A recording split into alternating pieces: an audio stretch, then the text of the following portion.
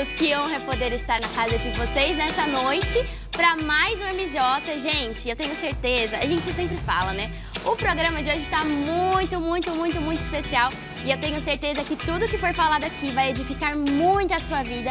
Então fique com a gente até o final desse programa e como sempre, eu não estou sozinha. Pastor Alan, boa noite. Muito boa noite a você de casa, boa noite Vitória, tudo bem? E olha, que satisfação poder estar na sua casa e poder ver aquilo que o nosso Deus ele tem feito, porque muitas pessoas têm falado com a gente daquilo que tem recebido em casa, comentando alguns programas com a gente na nossa igreja, e isso é muito gratificante de ver e de entender também. Enxergo que o nosso Deus ele tem algo preparado para você e, como a Vitória falou, nós não estamos sozinhos. Nós temos aqui a participação especial do Marcelo, ele que é cantor, tem uma voz incrível, a gente viu aqui, é um negócio meio sobrenatural. Você vai ouvir, você vai entender um pouquinho da história dele também, e eu tenho a certeza de que o nosso Deus há de ministrar sobre a sua vida no nome de Jesus. Aliás, muito boa noite, Marcelo, tudo bem? Seja bem-vindo. Boa noite, Alan, boa noite, Deus abençoe. Um prazer imenso estar aqui, esse programa que abençoa tantos jovens, tantas famílias, e estou tendo esse privilégio de compartilhar um pouquinho de uma história abençoada com vocês. Glória a Deus, olha, que satisfação.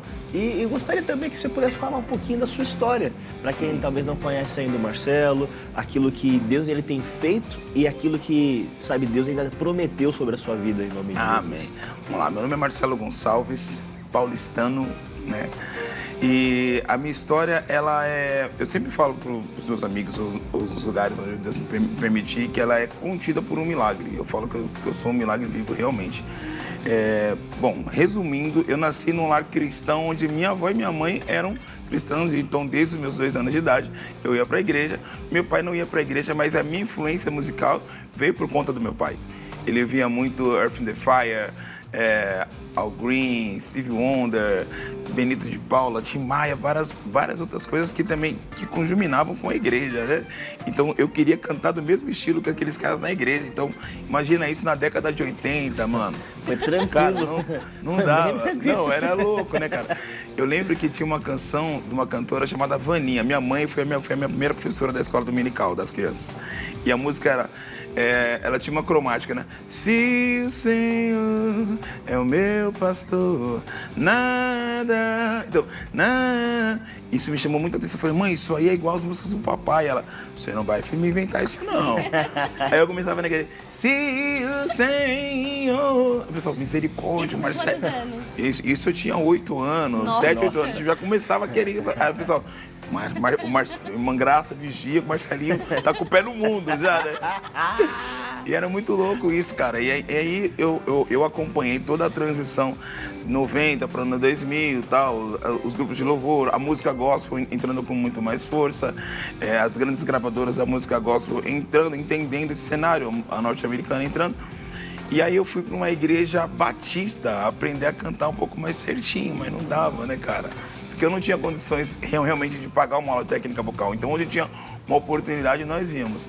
Aí, com 15 para 16 anos, comecei a trabalhar como servente de pedreiro. E aí que eu consegui ajudar em casa, custear os meus serviços, as minhas aulas. Meu pai já tinha ido embora com 11 anos e tal. E foi indo com 18 anos, com 17 para 18 anos, eu consigo começar a sobreviver de música. Fazendo back vocal, cantando em alguns corais, inclusive Robson Monteiro, já me apresentei por aqui. E aí foram vários nomes da música cristã. E, cara, a minha vida, ela teve muitos altos e baixos, porque quando você quer ser uma referência de paternidade, isso é muito importante, a gente está falando com os jovens, às vezes a gente fica um pouco perdido, né? A Bíblia vai dizer que as más conversações, elas corrompem os bons costumes. Então você aprendia um pouco aqui, outro pouco ali, você acabava ficando meio desnorteado, né, cara? E aí eu lembro que a minha mãe é uma benção. Minha mãe falou assim, ela falou assim, parecia escola, né? Eu vou colocar você nessa igreja e você fica. Que era a igreja Boas Novas de Alegria, uma igreja pentecostal rígida. Eu dormia de terno e gravata, cara, o era louco, não, basicamente, brincadeira. Mas eu dormia de calça social e camisa social, com medo de Jesus voltar e eu não subi. Meu Deus. Era uma loucura, não, você não tá ligado. Mas valeu a pena. E aí o que acontece, cara, foi indo, quando eu comecei a cantar profissionalmente no gospel, eu lembro que um pastor uma vez falou assim pra mim, olha, você vigia, que eu tive um sonho e eu via você cantando na televisão. Eu falei, uau, o diabo quer te colocar lá. Eu falei, na televisão? Eu falei, rapaz, o diabo é meio doido. Então, tudo bem. Aí foi a primeira vez que eu entro no Raul Gil, 2002, fazendo back vocal pro Robson. Em 2004, eu entro já como calouro no Raul Gil, e aí começa a minha trajetória profissional como cantor solo. E dentre isso, aconteceram várias situações, foram muitas coisas legais que aconteceram, mas dentre elas, uma que mais me marcou foi um dia que eu tava... Era meu hábito estudar 8, 9 horas de técnica vocal por dia e tal. Caramba. Muito louco. Caramba. Ficava sempre estudando e sempre focado nisso. Eu comecei a montar os coros, ensinar uma galera. Tem muita gente boa que, graças a Deus, passou por minhas mãos. Melk Vilar, Júlio César, uma galera muito legal. E, enfim, quando aconteceu isso, eu estava estudando muito. E aí um dia eu estava orando e Deus começou a falar comigo sobre isso, sabe? Porque eu falei, Deus, eu quero aprender isso, quero fazer isso, tal. E Deus falou assim, Marcelo, é muito bom tudo isso que você se aplica, mas isso não me impressiona. Eu falei, uau, como assim, Deus? Estou estudando para cantar para o Senhor e como não me impressiona? Na verdade, Deus estava querendo me dizer que tudo aquilo que eu fazia vinha dele e voltava para ele. Não é a técnica vocal que você usa, mas é o coração que você tem para aquilo que você está fazendo para Cristo, sabe? E aí eu comecei a entender que mais do que a nossa nota vocal cantando, ele ouve o cheiro, ele sente o cheiro da nossa adoração. Era isso. E aí eu comecei a mudar o foco. Eu falei, vou estudar, mas vou procurar orar, consagrar, fazer as coisas. Porque eu lembro a minha avó, minha saudosa vovó, quando eu comecei nessa questão da música gospel, ela assembleiana rígida, né?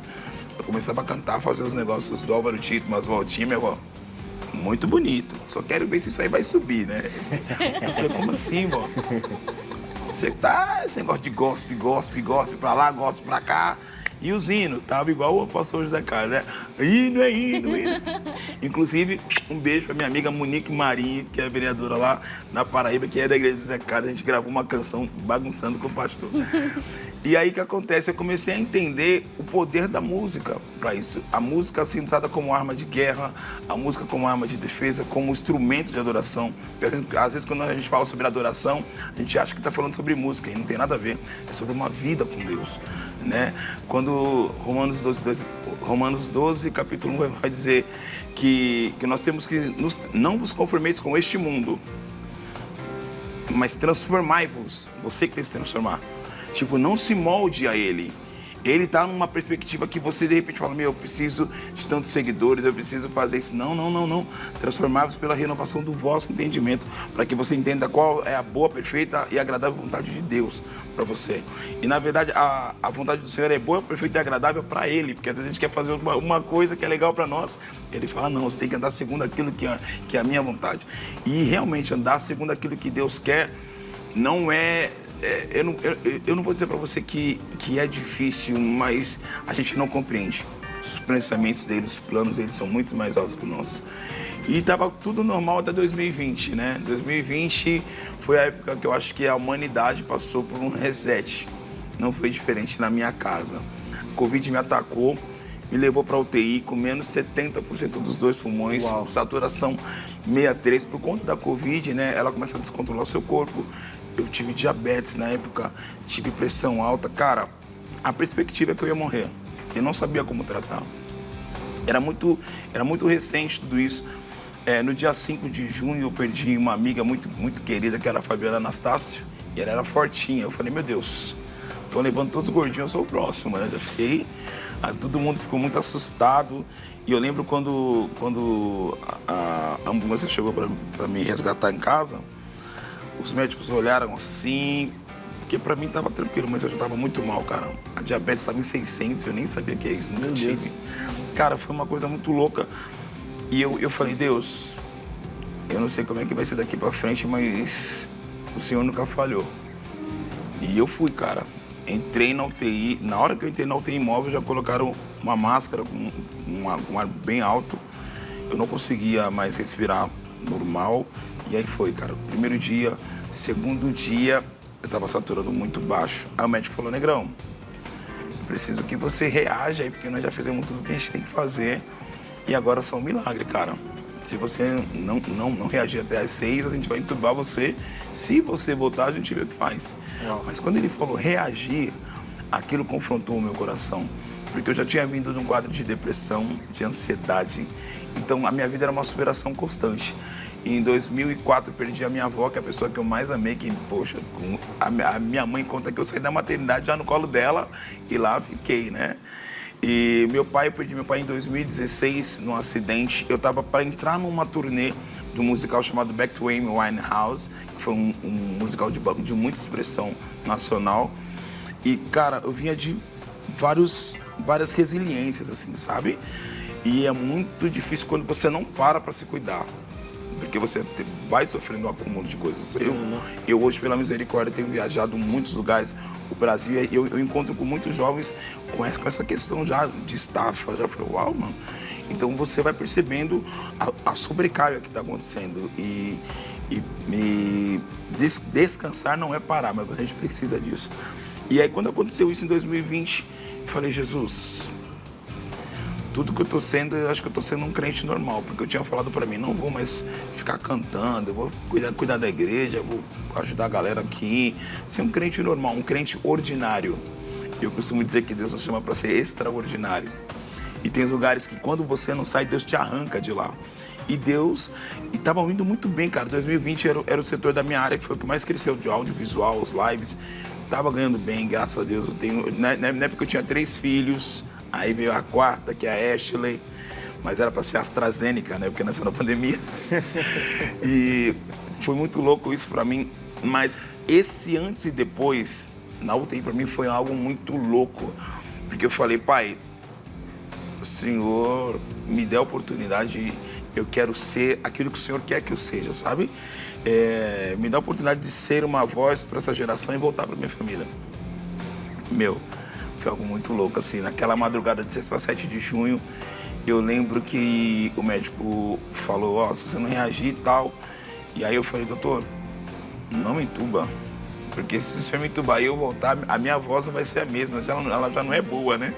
Aí ele falou assim, mas o que você faz? Você é pagodeiro? Eu falei, não, eu canto para alguém muito maior. Eu falei assim, eu louvo a Deus. Aí as enfermeiras, ele canta na igreja, a gente já viu os vídeos dele.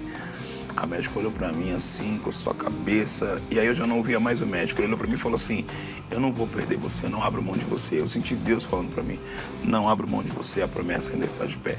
E aquela madrugada foi uma das mais longas pra mim, mas 28 dias depois eu estava já no hospital de campanha, 40 dias depois eu estava em casa, 1 ano e meio depois, Deus me coloca dentro de uma emissora, de uma emissora grande em São Paulo, para dentro de um festival chamado Altas Promessas.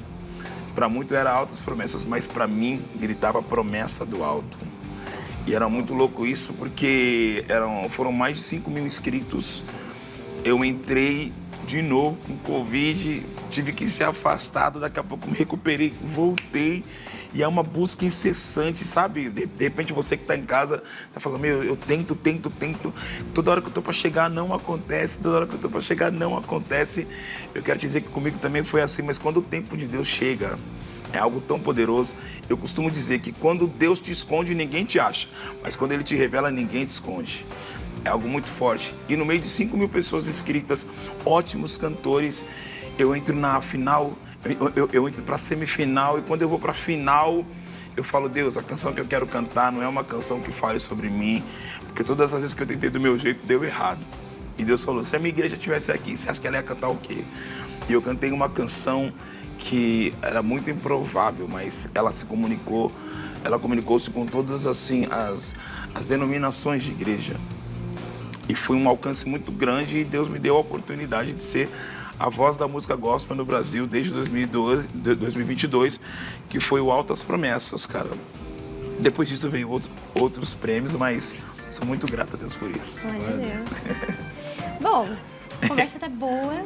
Gratidão. Mas a gente tem que chamar o intervalo, né? Uau! E pra isso, a gente vai ter a honra de ouvir, cantar. Vamos sim. Eu tenho certeza que você de casa será muito abençoado, então continue conosco. Vamos lá.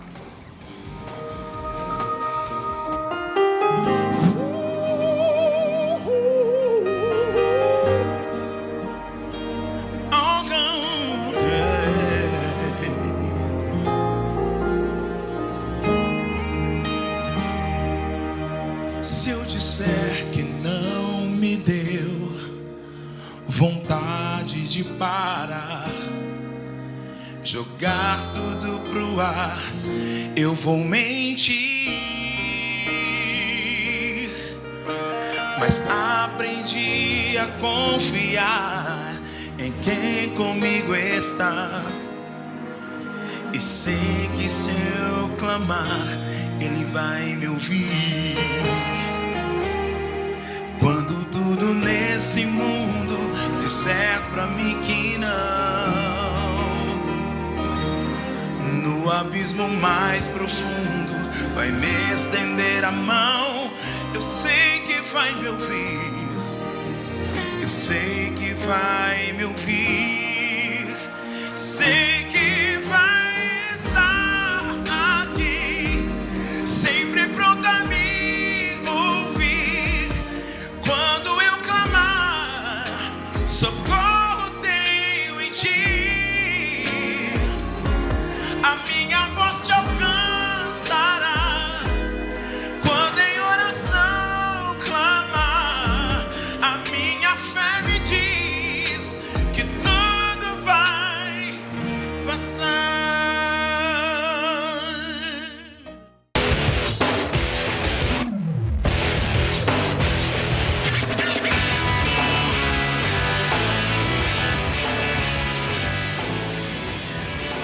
Voltamos, pessoal, para mais uma parte do nosso programa e tá muito especial. No bloco anterior a gente conheceu um pouquinho da história do Marcelo.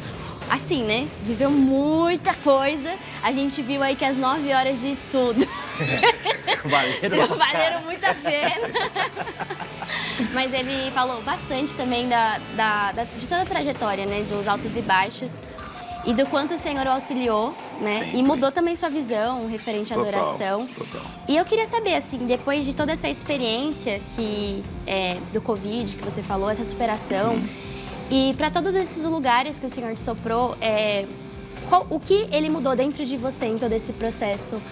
Você cantou a música Minha Fé, né? Sim. O que o Senhor fez, assim, dentro de você, que te gerou mais fé, que te fez reagir quando o médico falou com você? Qual foi a mudança que o Senhor gerou? Sabe, Vitória, algo que eu aprendi com Deus, que a gente não vive milagre todo dia. Doido isso, né? Sim. Porque parece que a gente precisa todo dia de um milagre. Na verdade, às vezes o milagre que Ele está realizando em você é você continuar. E prosseguir é um milagre. Porque a Bíblia vai dizer que o cavalo prepara-se para o dia da batalha, mas a vitória vem do Senhor. O cavalo está pronto para aquilo, mas aquilo que ele precisa só está em Deus. Até a batalha chegar, até a vitória acontecer, o cavalo precisa continuar guerreando. Então, Deus tem dito sempre para mim, continue. Não pare, é o que eu falei para você no começo. Descansar não é parar. Então, essa trajetória, ela tem me ensinado muito sobre isso.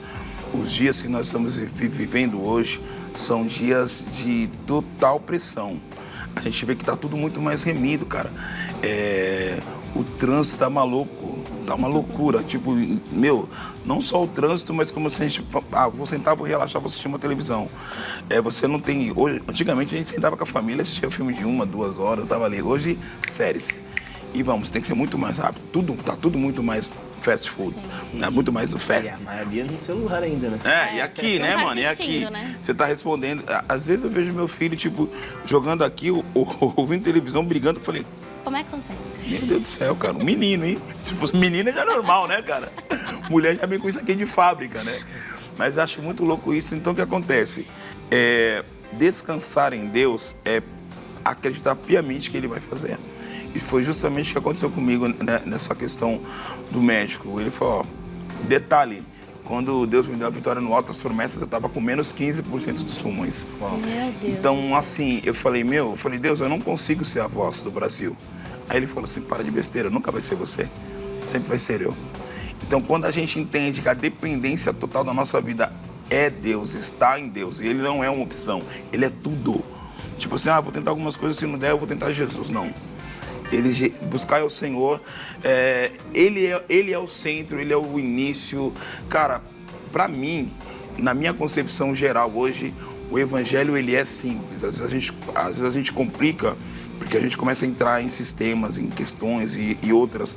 A gente ouve todo mundo, menos aquilo que Jesus quer falar. Então Deus me ensinou um pouco mais a ouvir essa canção. Essa canção, Minha Fé, ela fala muito sobre isso. Ela disse, se eu falar pra você que não me deu vontade de parar, jogar tudo pro alto, eu tô mentindo, cara, porque dá.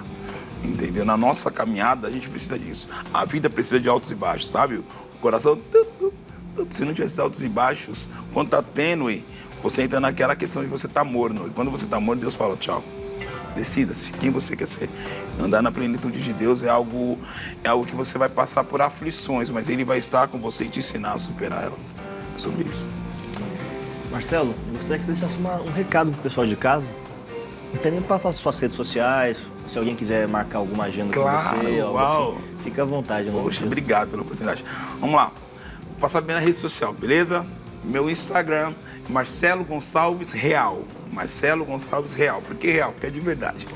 Marcelo Gonçalves Real. O telefone para contato, você pode usar o 11 95832 3149, que eu não lembro o telefone da assessoria, então se liga nesse, 11 95832 3149, eu te direciono para lá. E a palavra que Deus coloca sempre no meu coração é que para esse ano, 2026, a glória da segunda casa será muito maior do que a primeira. Em lugar de vergonha, o Senhor nos dará dupla honra, mas essa glória da segunda casa ser maior do que a primeira exige de nós hoje, como povo de Deus, posicionamento. A Bíblia vai dizer e afirma que a criação aguarda ansiosamente a manifestação dos filhos de Deus. Então, jovens, sois fortes, e a palavra do Senhor está em vós, já venceste o maligno. Então, essa é a nossa luta diária, esse é a nossa resiliência, sabe? Entender quem somos em Deus, que às vezes as influências do mundo querem nos atacar, querem nos influenciar, mas nós não somos influenciáveis, nós vamos influenciar o mundo. Amém. Glória a Deus. Acabou. Faz assim, ó, pra câmera. 1 hora, hein? 1 hora de programa, por favor. Obrigado, hein? 1 hour. Muito obrigado, Marcelo. Gratidão, foi muito obrigado, bom. obrigado, Infelizmente, a gente tem pouco tempo, né? Não tem como a gente desenvolver melhor aí toda a trajetória. Ainda, em nome de Jesus. I believe, God. Mas muito obrigada pela sua Gratidão. presença. E nós vamos encerrar da melhor forma esse programa, gente. Obrigada por terem continuado até aqui com a gente. Que Deus abençoe muitíssimo a sua noite. Essa nova semana que seja cheia da presença de Deus. Em nome de Jesus. E vamos encerrar ouvindo mais música. Bora lá.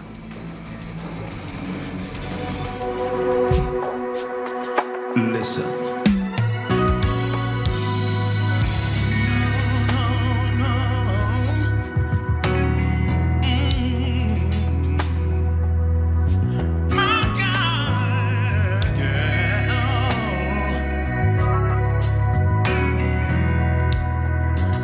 Escute isso.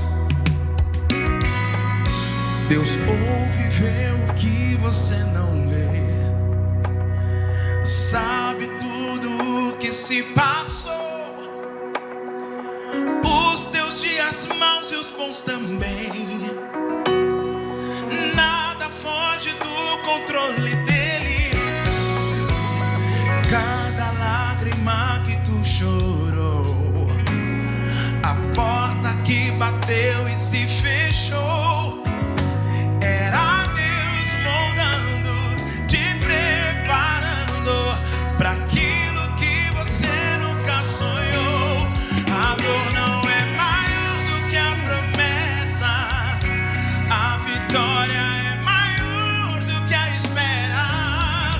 Tudo que você chorou e orou não se compara ao que te entrega hoje o Senhor. Confia e não duvida, não. Descansa o teu coração. Ele é o Deus que guerreia por você. A sua parte é somente descansar e crer. Cada lágrima que tu chorou, a porta que bateu e se fechou, era Deus moldando, te preparando para aquilo que você nunca sonhou. A dor não é maior do que a promessa,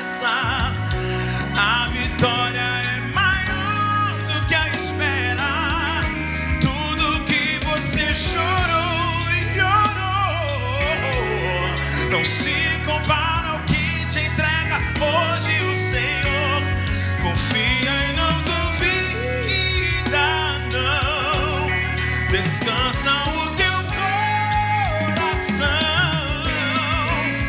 Ele é Deus que guerreia por você. A sua parte é somente descansar e crer. Confia e não duvida, não. Descansa o teu coração. Ele é o Deus que guerreia por você. A sua parte é somente descansar e